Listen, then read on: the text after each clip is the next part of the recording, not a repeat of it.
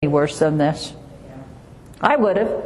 If my brothers threw me in a pit and put a lid on it and left, I would have thought, well, I mean, once my family's ditched me, those were the only ones that I could have counted on. Plus, they were my connection to my dad.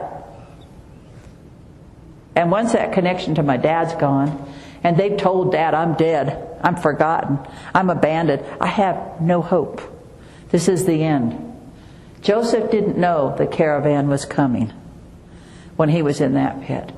And I want you to understand, many times we do not know the caravan is coming. Do you understand what I'm telling us? And so Satan tries to convince us that as long as the caravan is not coming, then there will be no hope. And so without hope and without faith, then what happens, we get set up for destruction. And see, I'm convinced Christians do not understand. They're getting set up for destruction.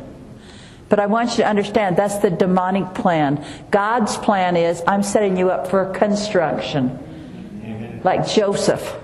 Joseph had no clue construction would start to where he would end up. Joseph had no, at all, any kind of clue, the materials that would make him to be the leader of the nation. Joseph had no clue that when he thought his father had forgotten him and abandoned him, that God was literally placing him upon step upon tribulation upon step. So when his father got hungry, Joseph would be in a position to feed his father and keep him alive. I want you to know God is no less with us. I don't care what we are going through. Anybody in here, I don't care what it is. There's not one thing that's how come it says all things work together for the good. Now I wish it read, all things work together for the good for my own pleasure. I'd like that scripture that way. There's a whole lot of scriptures I would change around, but it doesn't read that way. I hear that scripture quoted all the time, all things work together for the good, and then they stop. Finish the rest of it. For God. Okay, do you know what that's meaning? That means everything that happens to me is going to work together for God. For His plan, for His purpose, for His destiny, for what He has for us. Do you understand? But our thing is being faithful. And I know people who are faithful, faithful, faithful, faithful, faithful. I mean, absolutely faithful. They're like this little doggone dog that stays on you try to shake them off and they won't let go. And so the other foot kicks them down. They're going, get away from me. And they just say, I'm going to hang on you. I'm just going to hang on. I have got lockjaw and my jaw's hurt, but I'm going to hang on, Lord. I want you to understand, if you're hanging on like that, it's really because He's hanging on to you. Because He's the one that gave you the bite.